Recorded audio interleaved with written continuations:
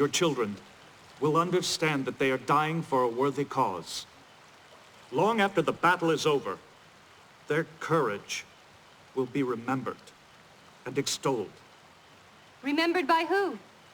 Yes, that is true. There will be no one left alive to remember.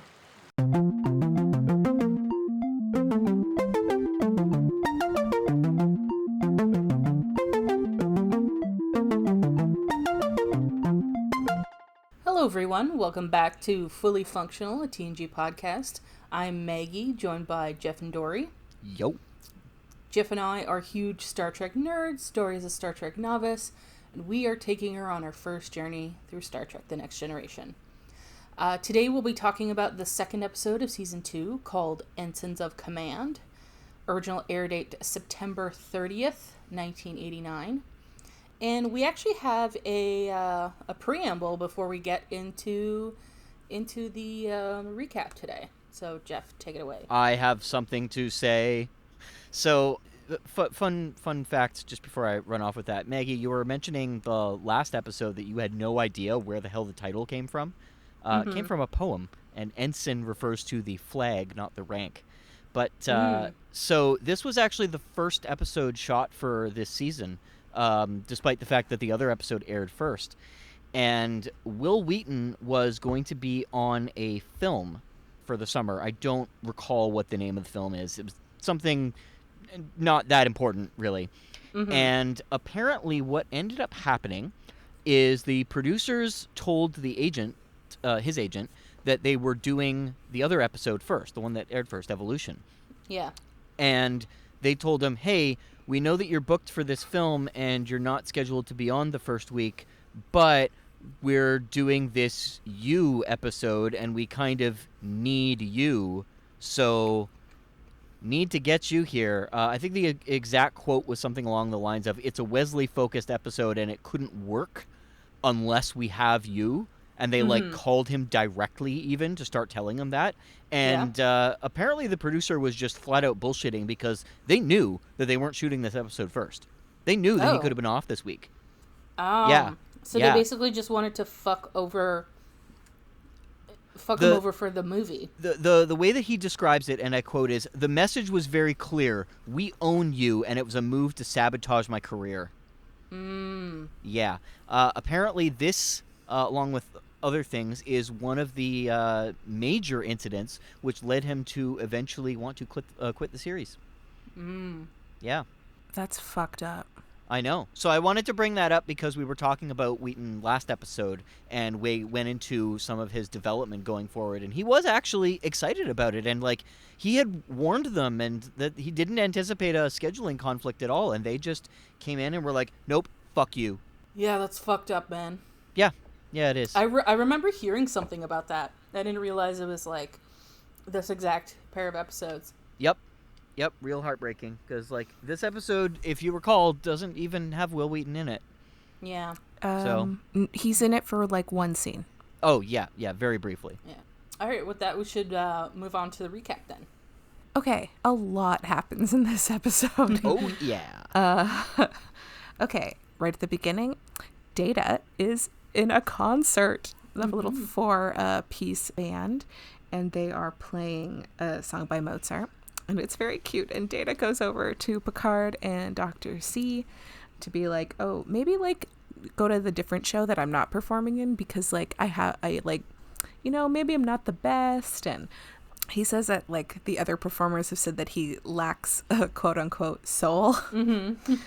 Oh, Data. And then Dr. C says something which I took very personally because this is something I do a lot, very guilty of it.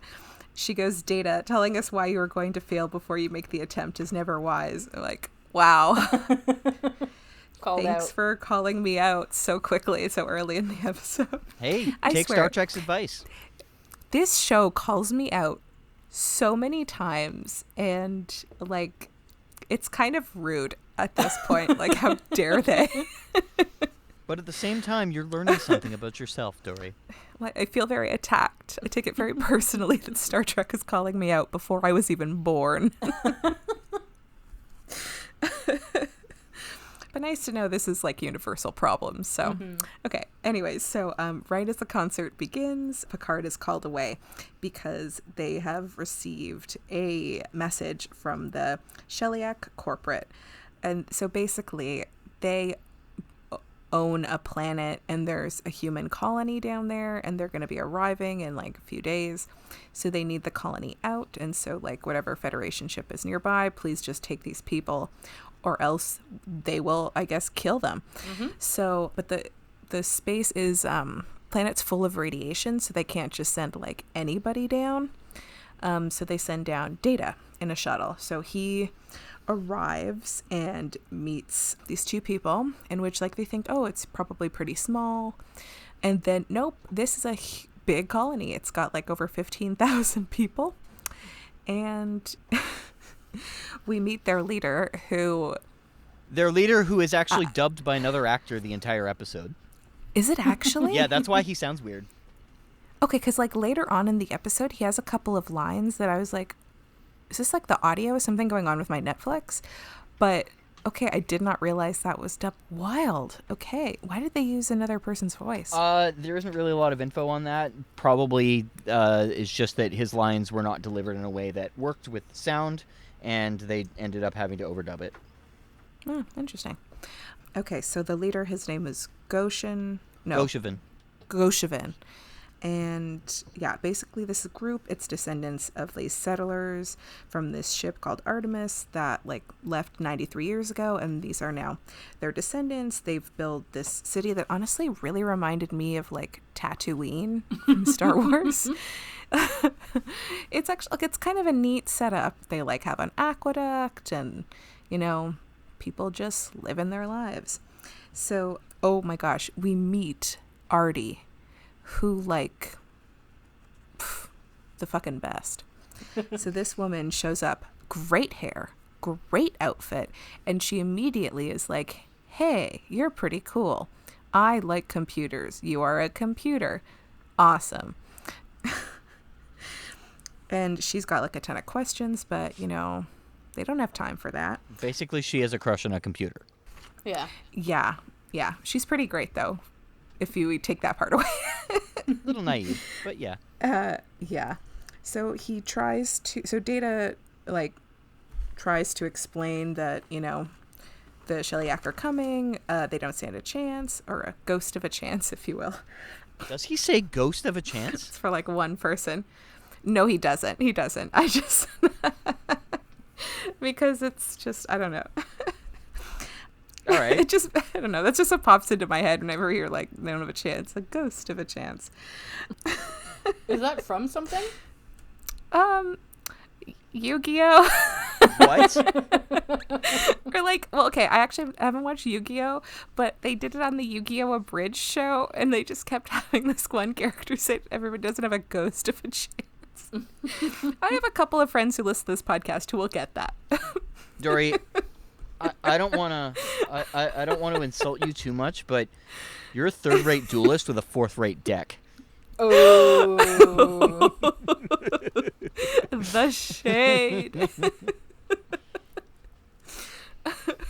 That's only a silly children's card game. Okay, recap.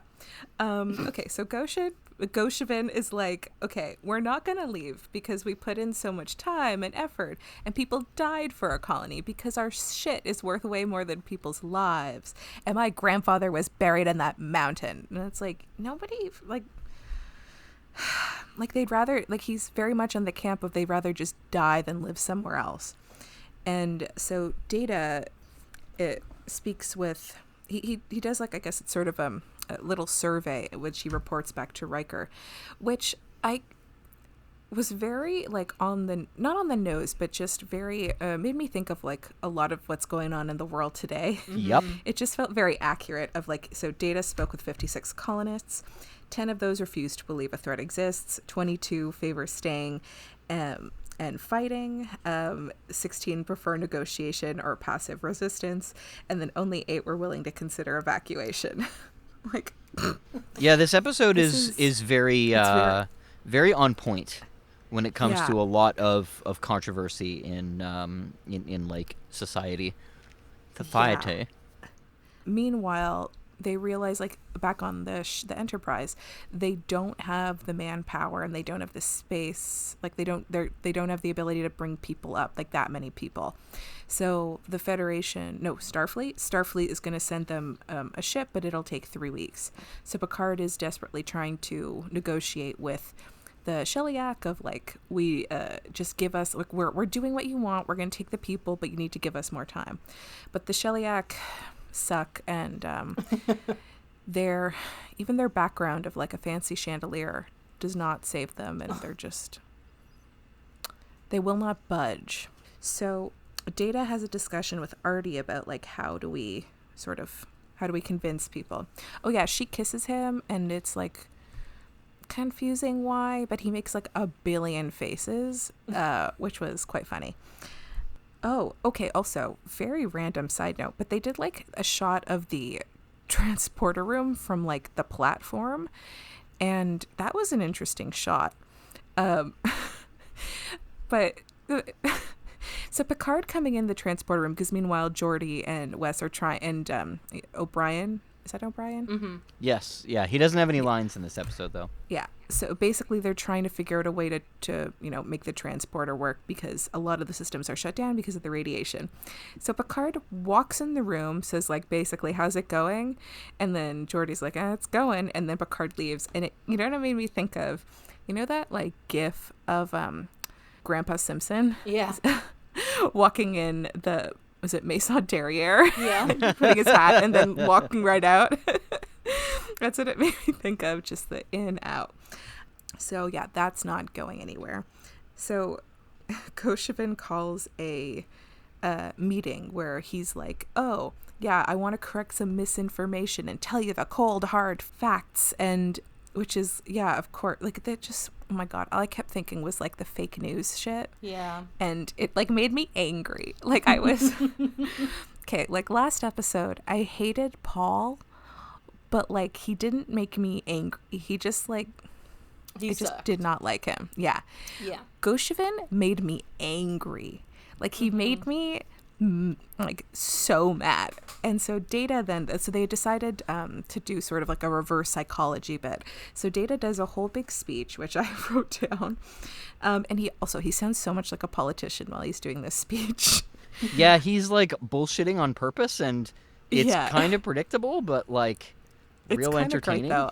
Yeah, I mean, enjoyed it. It makes sense that Data would deliver it so awkwardly. Yes. Yeah, very true.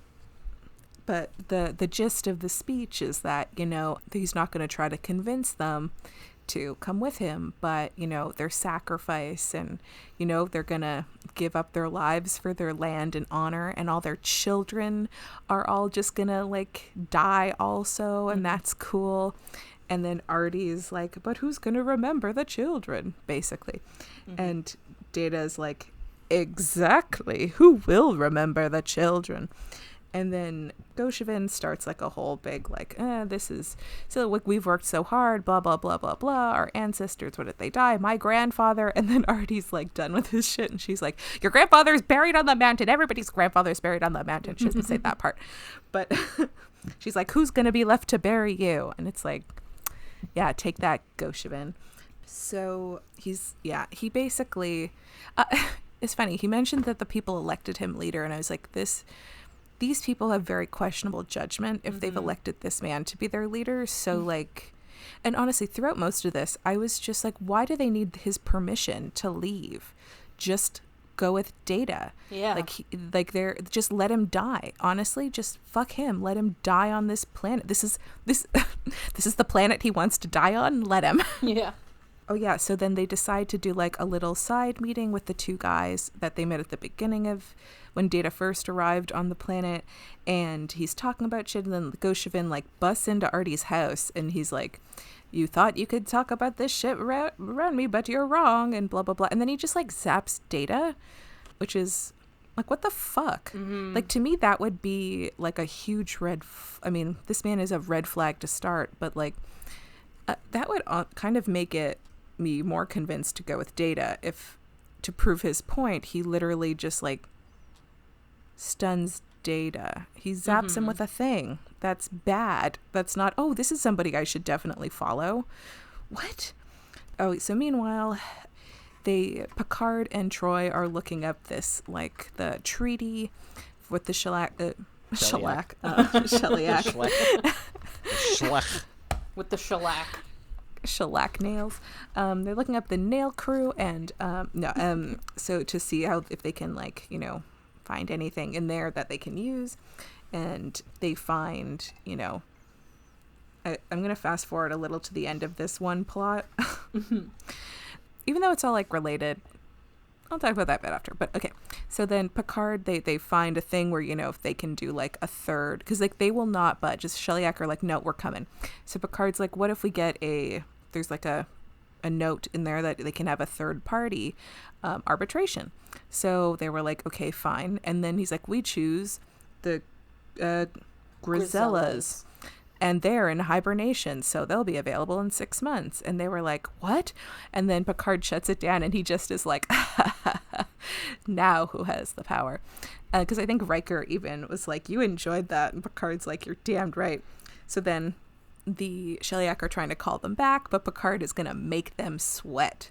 So finally, they pick up the phone. They agree that they have the 3 weeks to get everybody out of there. So that's, like, concluded. Meanwhile, back on the planet, Artie has brought Data back, and he's like, I need to do some adjustments to my phaser to, like, prove a point, because we need to do action instead of talk. So he, like, stuns a couple of guys. Oh yeah, he tells her, oh, go tell Goshevin that I'm gonna blow up the aqueduct. And so then everybody is to, like, guarding the aqueduct or whatever, so they know where to be. I mean, it's obviously a setup. So Data phasers those, like, 4 guys, in which nobody goes to check on those guys. They're just, like, lying on the ground indefinitely. And then Data, like, shoots the aqueduct or something. I don't think he destroys it, because it just, like, lights up and water is still coming. I don't really know what he did with it. I'm confused. Okay. Yeah, I was never really It's sure. unclear. I was never really sure, but what I think happens is that it, like, evaporates all the water instantly. Oh, because, like, it lit up, but... Yeah, I mean, the other thing is that it's not like it's going to it's not like the water is going to stop instantly, because, like, it's clearly a very long process. Yeah. Yeah. Okay.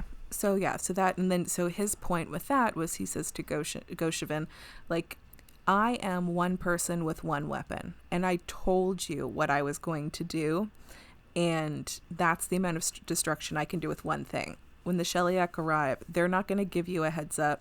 They're just going to come in, plow through your colony, and just kill everybody, like, willy-nilly. They don't give a shit. And so Goshevin is like, okay, I guess that, like, makes sense. And then Data is like, these are things can be replaced, lives cannot, which, like, truly, that's what he just said from the beginning. It's wild that it took this long for, like, somebody to be like, you know, people's lives are kind of worth more than than stuff. Like, it's kind of wild it took that long. Yeah, to be honest, like, I don't think Data personally did a great job at representing how big of a threat it actually was. No. Yeah, considering how urgent it was, they really took their sweet time. Especially, I thought it was wild, is, like, on the ship. Hold on, you know what? Hold that thought. I'll come back to that. Let me just finish. So, okay, they go up. Oh no, I sidetracked myself. So, Data says goodbye to Artie. He kisses her again. She's like, do you have feelings for me? He's like, no, I have no feelings for anything. And then he kisses her to make her feel better. I don't know. That whole thing is weird to me. But he's like, peace. Then he goes back and speaks with Picard. And Picard's listening to a recording of Data's concert, which is really cute.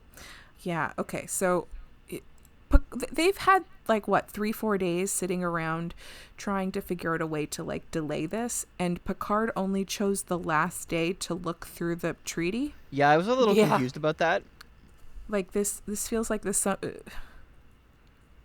that's dumb. Like, there's like such, like, so much more straightforward like answers that could have been dealt with so much earlier. Mm-hmm.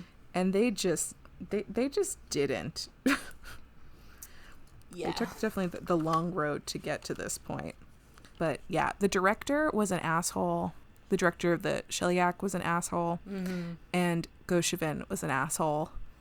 Goshevin just reminds me of all these like right-wing politicians today. Oh, And yeah. it's infuriating. It's like, what about our accomplishments, our legacy? And it's like, I'm pretty sure the lives are legacies. yeah, you ain't gonna have a legacy if you're all dead. You know. Yeah. You know, it's funny. I recently, for reasons that are even unknown to me, I rewatched the movie The Monuments Men. Because, like, I like the concept, but the movie is garbage. I don't even know what that is, to be honest. It's basically, it was like a division during World War II where, like, these art scholars or whatever would go around Europe and be like, oh, that piece of art needs to be protected, or that statue or whatever. They're basically responsible for like finding all the shit that the Nazis stole to put that was supposed to go in like Hitler's big Fuhrer museum, whatever. But the whole time I'm watching this and like these people like don't give a shit about the people dying so much. It's just all they do is like talk about the art and the culture, preserving that, and I'm like, what about people's lives? No, they're not important. So it made me think of that so much of like yes, art and culture need to be saved, but at the cost of other people, of like people's lives. No. Yeah. I do not recommend the movie The Monuments Men. The book was good. The concept of it is interesting, but the movie is trash. It was very frustrating. Anyways, but yeah, just like the idea that like stuff deserves to be preserved over people's lives was also, what did they think was gonna like, what like they just stay and then the Sheliak come down and like, but they don't think the Sheliak is gonna destroy their stuff. I just do not understand the logic of Goshevin's like his whole stance. It doesn't make any sense. Yeah, for whatever reason, he thought like they could fight them or whatever. Because it doesn't sound like he's denying that that they're coming. It doesn't sound like he's like, oh no, they're not coming. Data's making it up. It sounds like he's acknowledging, but he just doesn't think it's as big a threat. But it's like, what do you think is gonna happen? Like I don't even know how to explain like how angry and frustrated that this made me. Just him. I liked the episode. Yeah. I hope they stick with sort of this thing that they've been doing of like the plots are very closely connected. Like there can be like multiple stuff going on, but it's not, because they've had stuff in the past where, you know, the plot A and plot B are really separate. I like that they're having stuff connected. So not always, but in most cases they generally seem to do that more and more going forward.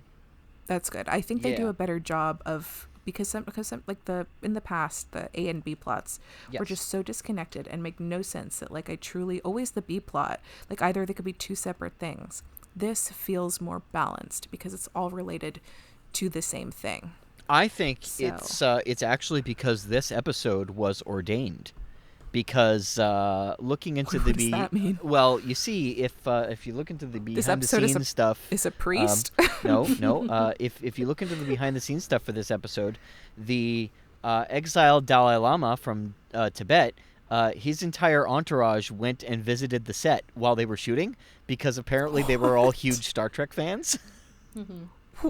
That's wild. Yeah, the Dalai Lama was on like a North American tour at the time, and they had the opportunity to come on the set, and they were just like, yeah, we'll have the Dalai Lama's entourage on set. Sure, why not? Nice.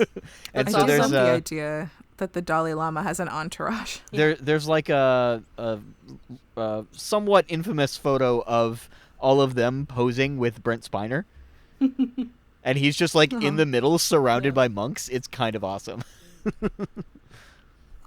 Not to be a bitch or whatever, but that's not what ordained means. Oh, well. That's because you're a bitch. Yeah. Yeah, Yeah. it is. Yeah, fine. God, whatever. Can we talk about Riker this episode? Because he was not fair at all, and actually super fucking negative, and I don't really understand why.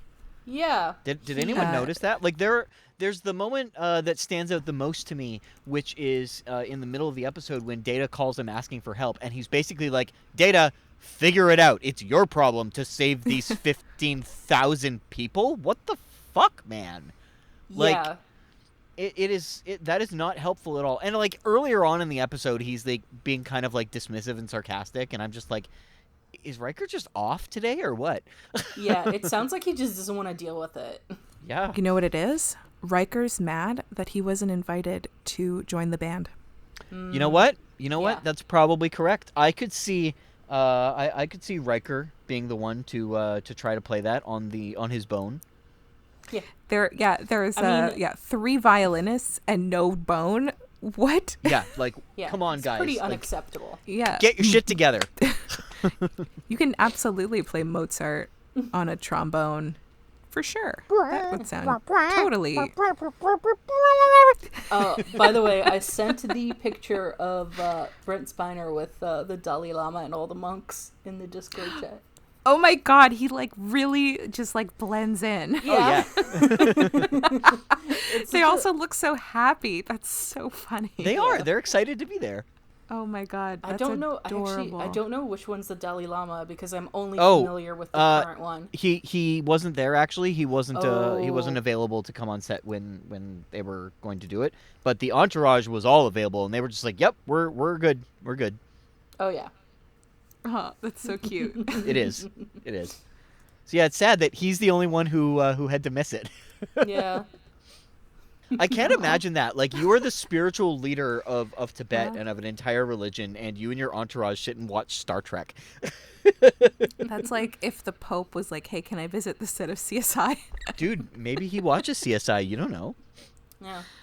Well, I think even the Dalai Lamas talked about this, like how people have this like view of like Buddhist monks that they're like basically they kind of conflate it with like priests and stuff, how you're supposed to be pure, and like they think like they don't drink or like do anything fun, but like that is very not true. Well, I was just thinking, like, imagining these guys sitting around a television and watching Star Trek is very like, that's just a very strange thing to imagine. Yeah. Them watching Dexter's head explode. Mm-hmm. Oh, That must have jeez. Yeah, they would have seen that episode. Well, I don't know. We don't know how how rigorously they were watching it. They may have just like caught episodes here or there and were like, "This is great." Mm-hmm. They were casual viewers. Yeah, they may not have it's our weekly Star Trek night. Oh my god, can you I imagine? mean, I that? like to picture that. Yeah, that's kind of to adorable. think Like, that's oh, what they get their happens. snack. They get all their snacks, their drinks. Mm-hmm. They have like their designated seats, and they're like, and they hum along. They sing along to the theme songs. Oh, The opening. That reminds me. I forgot to mention in the previous episode, season 3 has the new opening. I noticed that it was different. Yeah. It's not that like it's the same Just, like, the song beginning and like bit. the visuals are a little bit different. But the new opening has one of my favorite things. When Saturn comes up and it comes onto the screen and then it goes away to the side. You can see where they did the visual effect because inside the ring is a completely different star field to the one that pops up when it passes by. Yes. So it's just like, and whoop. Actually, Maggie, that's not Saturn. God. Is it not? No, that's why it has like lava and fire on it. Oh, okay. I just assumed it was because the original opening Yeah, is the solar first one they system. did for the first. That's right. The original opening is supposed to be our solar system. This one isn't supposed to be. Okay. I never really paid attention that hard. That's But- fair. Most people don't. But I, either way- I actually only know it because it noted it in my background book. So yeah, next time you watch that opening, look inside the rings of that planet, like the space in the rings, while it passes by on the screen. And you'll see that it noted. is a completely different thing. Something I really appreciated about this episode is at the beginning when Data does his whole conversation with Crusher and Picard, and I mean it's a very important conversation even going on further in the episode, and it's something that he harkens back to, which is great. But when Picard wanders off, Data actually looks kind of sad. He's immediately distracted from it, and it's like, oh, he didn't like it. And I really appreciated that they gave that moment a coda at the end of the episode. I thought that was a really a good way to show that Picard did realize that Data's feelings may be affected by that, but I mean, his job took precedence in the moment. So yeah, I like that. I really like that they tied back to it. There isn't a wasted moment in this episode. It's extremely well crafted. Yeah. Also, there's a lot of one-liners in it. Except the, like, sort of love story they try to push. Oh, there's a reason for that. The episode's budget at the last minute was cut by $200,000, and they had to pull a bunch of the less important stuff out of it, and one of them ended up being the budding romance. Oh, okay. Yeah. I mean, I would have preferred if she was just his friend. Yeah, they just should have taken it all out. Because, like, it really didn't need to be there. No, it didn't. That's true. I don't know, Maggie. You appeared to need it. Hey-oh. Yeah, like, typically I'm all for romance, but this was just... It was awkward. Man. Listen, by Data doing that, by kissing her and saying, like, you appear to need it, he has way more emotional intelligence than, like, a lot of men. Yes, very true. A lot of current today men. Don't worry, we'll get better Data romance stuff in the future. I noticed that the dialogue in this episode is very quippy, and I actually kind of liked it. Like the moment when Picard steps into the when he steps into the transporter room while they're working on stuff, and it's like, how are you progressing, Mr. LaForge? And he's just like, about how you'd expect, sir. Splendid, carry on. And he just, like, walks out sarcastically. Like, that's real amusing. Yeah. But the, what's the moment? That was the stun setting. This is not. I'm like, Data, you're not an action hero. Holy shit.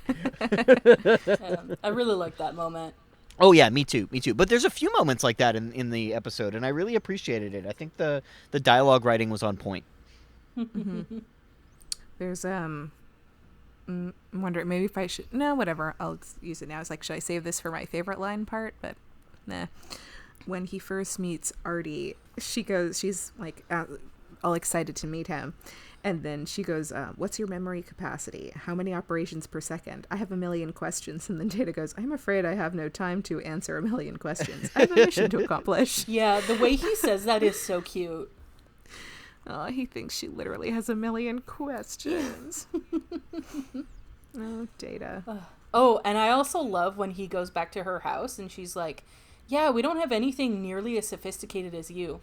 And he looks over to, like, this robot she's been building, and it's basically like fucking tin cans together with string, and he's like, what are you talking about? It's made out of a gas can. Yeah. It's like, no, I would say not. Like, wow, burn, guy, burn. Yeah. I do like the line she says leading up to that. I do think it's very funny of the, like, I don't have any silly prejudice against computers.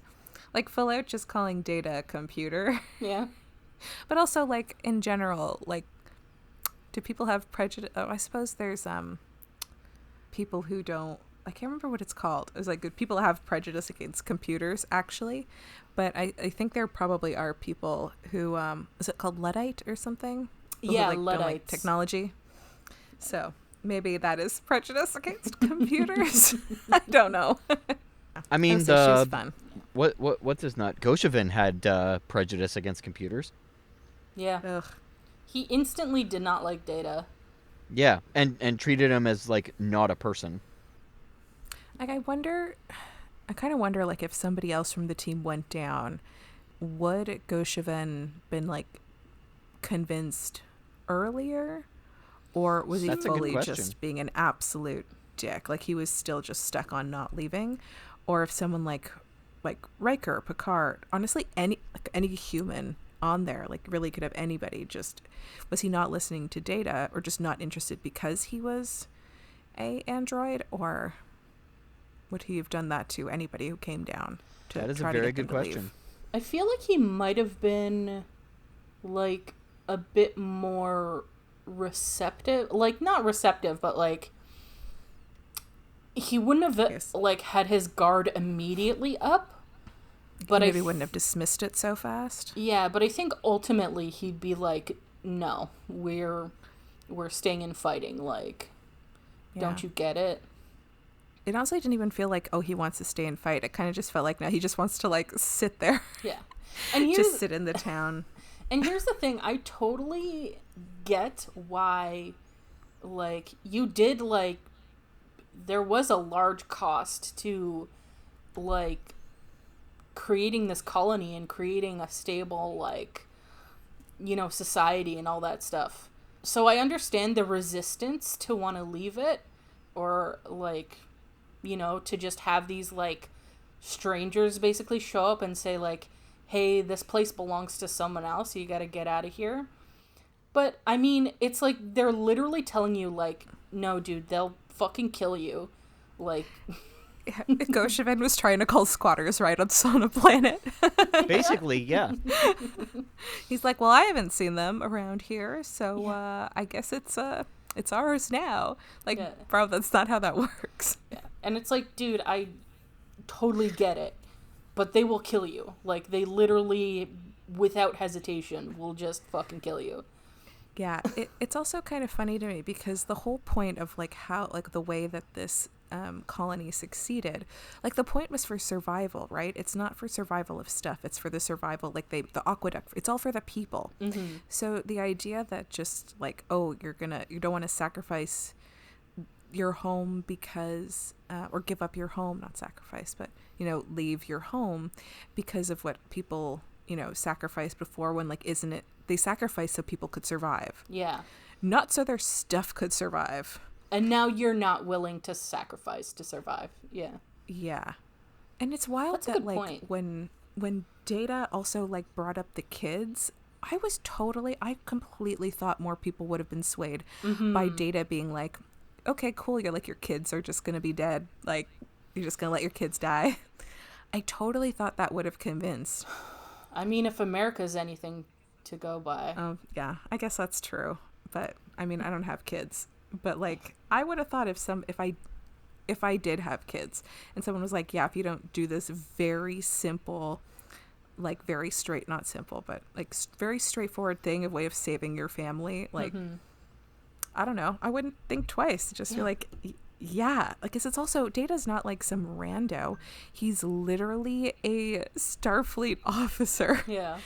He, like, has the credentials. Like, it's not like he just is some random guy being like, hey guys, have I got a story for you? No, he's like, I'm literally here to protect you guys because these people are coming, and, like, we need to go because they are coming, because this is what's happening. Yeah. And I hadn't thought about it before, but you're totally right. Like, what is stopping people? Like, the people who want to leave, like, why Just don't... leave. Yeah, just leave. Like, I don't understand why people, like, do they need Goshevin's permission? Like, I don't understand. Like, all those people, when he came into Artie's house and and everybody sort of walked out, it was like, what? This isn't his house. Yeah. He's the leader of the colony, but he's not the leader. Doesn't own this house. Like, what is his leader? What is his leader powers exactly? Because it makes it sound like it's a dictatorship or something, that if he has that much power. Like, I totally get not wanting to leave your community, but you can't tell me that there wasn't at least a couple people that would have said fuck it and be like, please take me. Like, you know. Yeah, I mean, honestly, okay, well, like, can you put my kid on your shuttlecraft? Like, there would have been desperate people. I mean, you know, it's funny. The more I talked about this, the more I sort of realized I'm probably a little biased. Mm-hmm. I'm not going to go into it too much, but, like, literally, this is what fucking happened to my family. Mm-hmm. How we ended up in Canada. It was my family, part of my family's from Russia, and it was not safe for them there, and literally had to, you know, leave because their lives were being threatened. So, like, it's like, stay and be threatened. Yeah. It's the same thing that happened to my family too. Yeah, exactly. Yeah. So, like, it shouldn't be this hard of a decision. Like, stay and possibly, like, you know, you have the threat. A credible source is telling you there's a threat, and like it should just Yeah, fucking this is- leave. It's what's going to man. save your life. It shouldn't be this hard of a decision and this like Yeah, you complicated. bring up such a good point. Like, this is shit that, like, It's refugees situations all over the world right now. yeah, immigrants have done, like, constantly. I mean, hell, what's going on in Afghanistan right now? People just trying to get out of there to save their lives. Like, this is something that happens, like, yeah, all over the world to this day. People just having to leave their homes because because of the danger. And these people are like, let's, like, fuck around and find out. No!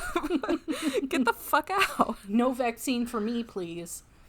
Yeah, Jesus. I saw a thing that was like, the blood of Jesus Christ is my vaccine. Like, oh, I don't know how to explain how Yeah, wrong that about is. that. But also, like, where are you getting that? Where are you finding the blood of Jesus to be a vaccine? I don't remember where this story is from, but it's, like, kind of a parable thing. And someone's, like, someone's suffering in, like, a flood or whatever, and, like, a helicopter comes to pick them up. And this is not a real story. It's, like, a fable. A helicopter comes to pick them up, and he's like, no, God will save me. And then a boat comes by, and they're like, no, God will save me. Another boat comes by, and it's like, no, God will save me. And then dude ends up dying and meets God, and he's like, hey, why didn't you save me? And he's like, I sent you a helicopter and 2 boats. I don't know what more you wanted. Yeah. You know? It's like, I want to mention, like, I don't want it to sound callous of, like, you're in a bad situation. Like, if you can't leave, that's one thing.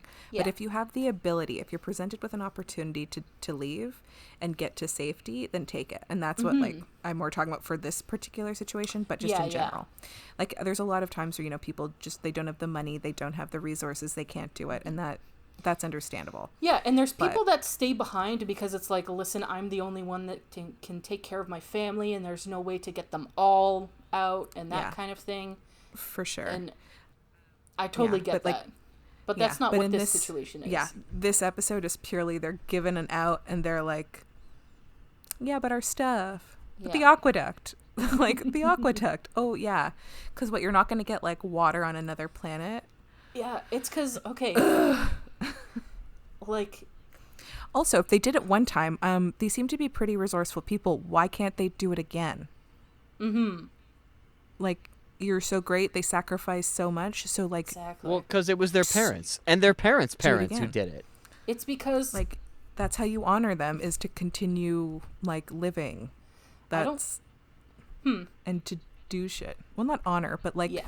I don't know what phrase to use, because I was going to say white people, but there are obviously white immigrants. Like, in North America, my family is considered white, but I also don't want to say waspy, because, like, the Irish and all that, they've gone through shit. But, okay. Say I white think, people. Yeah. White. Like, okay, people who... Generally, like, the white people whose family have been living in, like, North America for, like, generations and stuff, typically, they don't understand that. Like, they don't understand having to leave everything behind. So, the people writing this episode probably are writing from that mindset of, like, having to convince these people to leave it all. I mean, Star Trek. Star Trek does tackle this exact premise again in the future, and does a much more thorough job of it then. Yeah. And the thing kind is, of... like, I'm not saying the episode has bad writing for it or whatever. I'm just saying, like, it definitely demonstrates a mindset that I think is indicative of North American whiteness. Yeah, I agree with that. Yeah, it shouldn't have taken so long to convince people to leave. Yeah. The other perspective is that, like, and this is another thing that that Star Trek deals with better in the future, that these are people who, as far as they're concerned, they'd been forgotten, and now suddenly, an authority comes down and says, "Yo, get the fuck out. Yeah. You got to go, because we made deals, and you weren't part of them because we didn't know." So you're out of luck. Yeah, that's why I said I totally understand that perspective of like being like, hey, sorry, you got a vamoose from like who to them is basically a rando. Yeah. Yeah, absolutely. But this isn't like, hey, the landlord like wants you out because he actually owns this. Because there's going to be another tenant. He wants you to move out so he can destroy burn the place to the ground. Yeah. It's like, yeah, it's not like, hey, I know you've been living here for a while, but like we actually own this now and bye. It's more like, they're literally going to kill you if you don't get out of here. And the thing is like, it's not... I realized before that I made it sound like that kind of attitude never happens, like outside of North American whiteness, in terms of like wanting to stay and defend your home and all that. It definitely does, but I think it's more the exception than the rule. I think it's usually more of a rare thing where they're like, most people would want to just, you know, be like, oh shit, let's get out of here. I think in North America, the more sort of situation we have with this is like natural disasters, like a tornado, a flood. Like, but are people just going to stay in their homes while a tornado like rips it up, or they just, I mean, because they want to, you know. There are some people that do. Oh, no, for sure. But just like the logic, would you choose to? Like I said, it seems to be more the exception than the rule. That like people will do the logical thing and be like, I guess we're leaving. Yeah, because like nobody wants to leave their homes. No. It's just, is that worth dying over? Mm-hmm.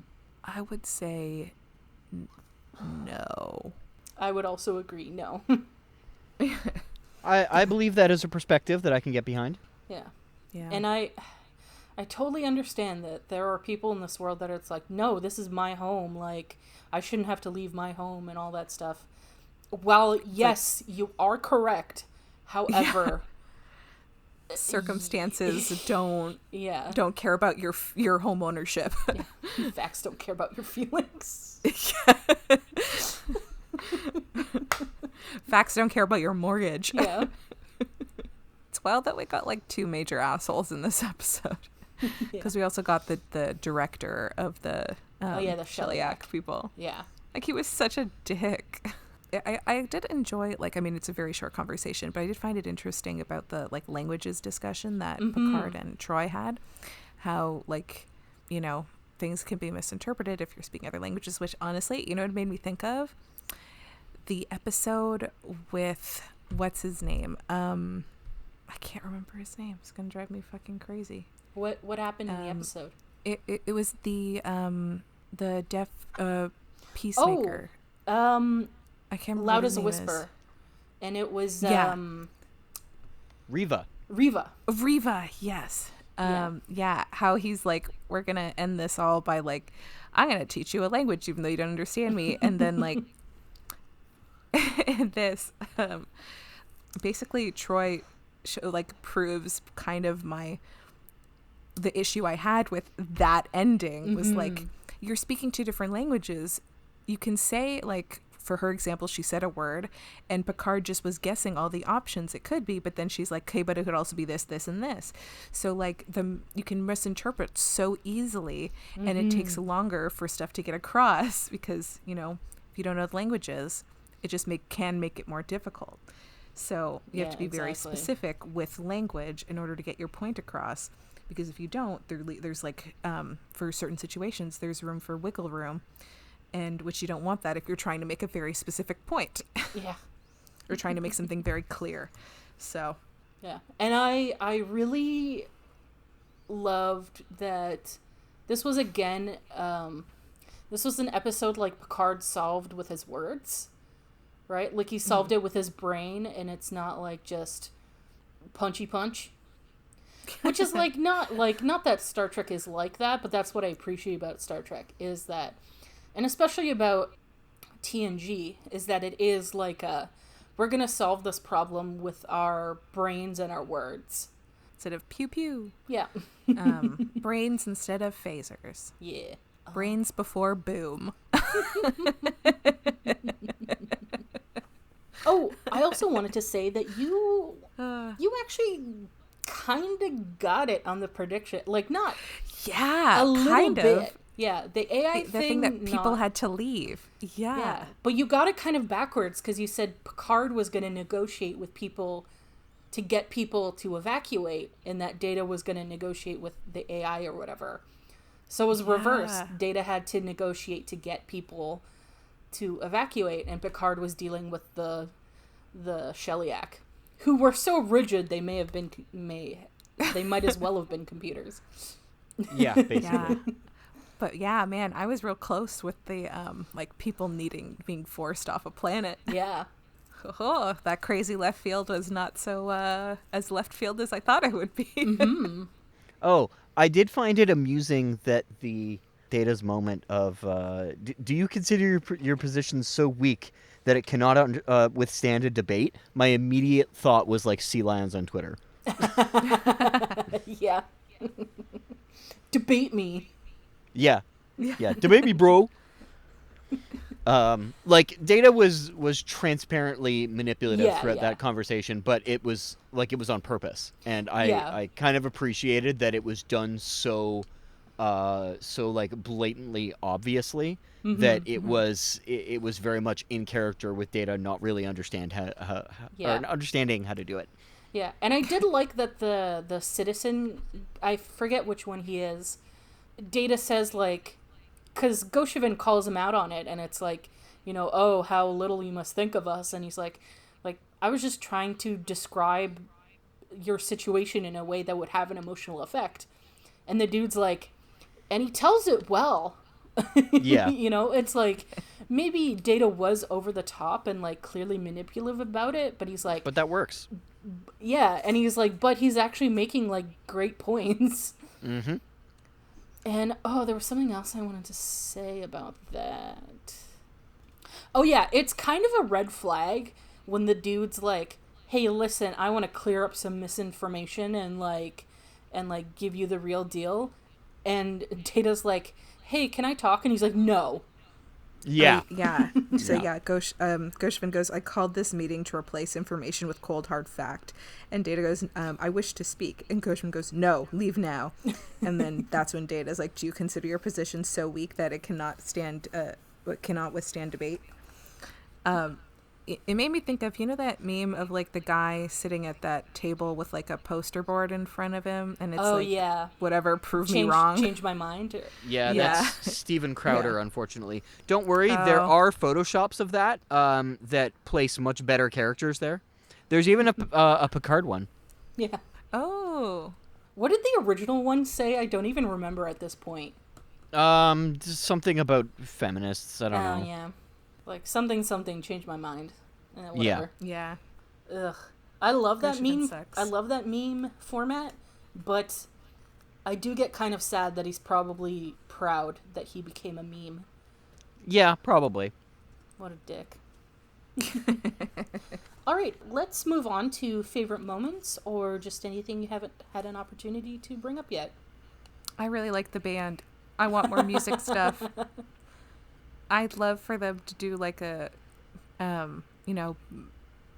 Enterprise band, but like more instruments. I like a full symphony. I want Riker to be able to play his bone. And I went like, who else can play it? Or can anybody sing? Oh, just like get everybody in there who's got some kind of talent. Oh my god. A variety show, Enterprise variety show. That'd be great. I would lose my mind. Oh my god. I think my brain couldn't stand that. I think there is one episode way down the line where they put on a play. Oh my god. Oh my god. There is.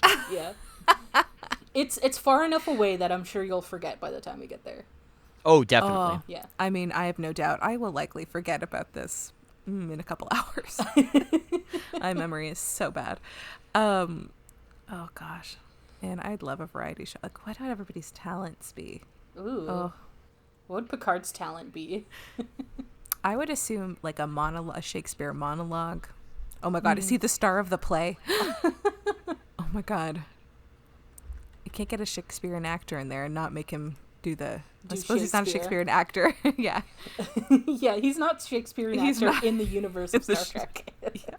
Yeah, before Picard, in between his time at Starfleet Academy, he was doing acting on the side. I think my favorite bit is after Picard comes up with the clever plan of like naming that species as their arbitrator because they're like gonna be in hibernation for 6 months, and he like just lets the Shellyak sweat it out. Yeah. They're like hailing him so and they're like, Captain, you gonna answer? And he's just like looking at the plaque on the wall, being like, straightening I don't even think I knew there was a plaque there. That entire moment is just absolutely fantastic. Yeah. He's just having such a good time. I think I said that Riker was like, you enjoyed that. And Picard's like, you're damned right. It's so good. You're damned right. Also, this is so tiny and so insignificant, but at the beginning, I just like the way Worf says sensors, because he says sensors. He like really emphasizes it. Oh, that reminded me. There's a really tiny bit where like they're looking through, they're at the computer trying to figure out like what they can use in the treaty against the Shellyak. And they're looking, and then Worf is like something along the lines of like, at this point I prefer to fight. And then like Riker looks at him, but for a really long time. He just stares at him for like a good few seconds, and I was like, that's a very long stare. Like too long, but and Riker was having a time this episode. I honestly this wasn't his like best. This wasn't a great showcase for him, but honestly, kind of miss Riker like doing stuff. I enjoy his like absolute random weirdness. Yeah, Riker? There hasn't been he just like he does random shit that just I find very funny. There also hasn't been enough Worf randomness. It's funny. Oh, you'll get some of that soon enough. Yeah. I hate to admit it, but like I'm used to Troy being in it so little that it doesn't feel like, oh, I miss her doing all this because she doesn't get to do a lot. But so like I can't be like, oh, I miss her. Yeah. Because we never get a lot with her to start. But I did enjoy she had her nice scene with Picard. Yeah. I enjoy their friendship. But yeah, I want more Worf. And I'll take a bit more of Riker. Okay, obviously don't tell me spoilers, but are we in store for any good, like, holodeck stuff coming up this season? Can't tell you. Because we haven't had holodeck stuff in a bit. I'd love some holodeck stuff. I actually don't even know the last time there was a holodeck. I'm not sure. Some far more interesting things come up this season. Ooh, yay. Yeah. My god. If I remember correctly, I don't think there is a lot of holodeck, but there is a lot of good stuff. I suppose that, like, that's okay.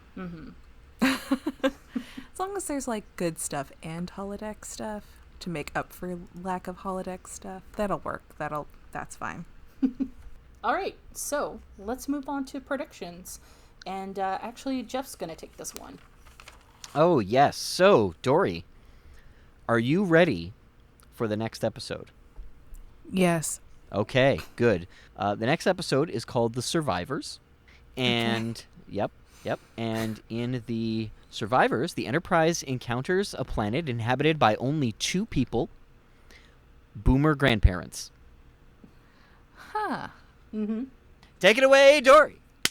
The pressure's on. Bake it away, toys. Good one. Oh boy. Well, okay. They're obviously, I would assume, the survivors, the 2 boomers. They're the only ones on the planet. All right, so I'll give you a little bit of a plot clue. They won't talk about what's happened on the planet. Oh my god. They're there. They're comfortable. They won't talk about it. Oh my god. Did they commit genocide? Can't tell you, Dory. I don't know. God. Did they? Just like casually commit genocide and then just like stay there. I hate that. I think I've guessed a few times genocide stuff, and I hate that. But threat of genocide seems to happen quite a bit in this show. Yup. I mean, if your instinct is genocide, go with that. Yeah, I agree. My instinct is genocide. Oh boy. Well, like that seems like, I don't want to say obvious because like no, that shouldn't be an obvious thing, but it does like seem like that's kind of like the most, I don't know, that seems plausible. But also like I want to come up with something else. I use genocide too often. Okay, different. Okay, I'm going very opposite of genocide. Okay, what if they created the planet? What if they're like these? Okay. What if these are two people who are on the run from something, but they're very like maybe they're scientists, maybe they okay. Oh my god. Okay, I've got it. Okay, so they were working in some kind of lab, and they were trying to do this research thing, but like, because Star Trek loves to do really like extremist scientists. So what if they steal this thing they've been working on from their lab, and it's supposed to like, you know, speed up like the environment of planets and shit. And so they basically make a planet, and they're like, because the planet is undocumented outside of there, they're not going to be able to be found. So they just live on the planet, the two of them, and just like get to experience their you know, experiment, but like they're on their own and they're not worried about people coming after them. And yeah, the Enterprise finding them is kind of an accident. Cool. Yeah, that's what I'm going with. I went, all right. Yeah, opposite end. They make stuff instead of genocide. Nice, cool. All right. Well, if you want to see if Dory's correct, watch along with us and join us next time for Fully Functional, a TNG podcast. Goodbye.